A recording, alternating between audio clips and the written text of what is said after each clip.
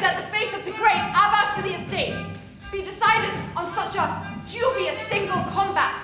Additionally, my client does obviously not possess the same physical strength as this woman who is obviously used to physical labour. Your client looks like a fine lump of a girl to me.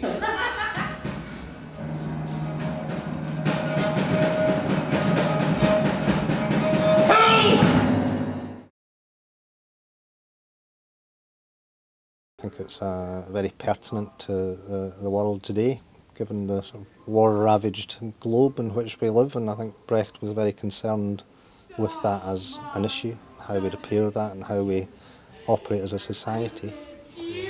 And I think the other thing that's important about it is that we're so exposed now through television to sort of naturalism in acting and very sort of episodic soap opera kind of fare. And Brecht's very different from that. He certainly asks the audience to be, he provokes the audience, he provokes an intellectual response in the audience, and that's not something that happens a lot through the other media that we're exposed to. How did you manage to cast the right people for the right characters?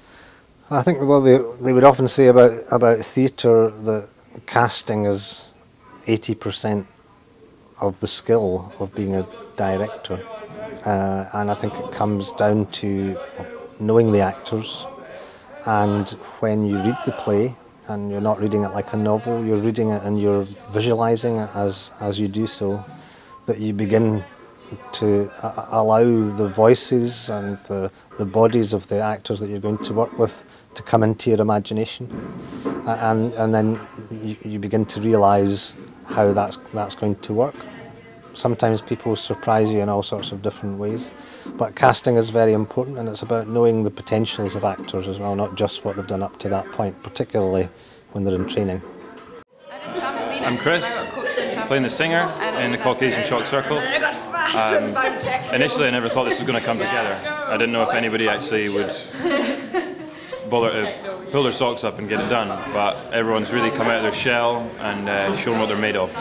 And these last few performances have been incredible. So we've got our final performance coming up in about 10 minutes, and yeah, I think it's going to go off really, really well. I'm Gemma. We're doing the Caucasian chalk circle, and I'm playing the governor's wife. And I like it because it's a bit of a challenge, and it's also making my throat really sore as well, which is why I sound like a man just now. I'm 20 years old and I'm now at Adam Smith College doing my HNC Technical Theatre.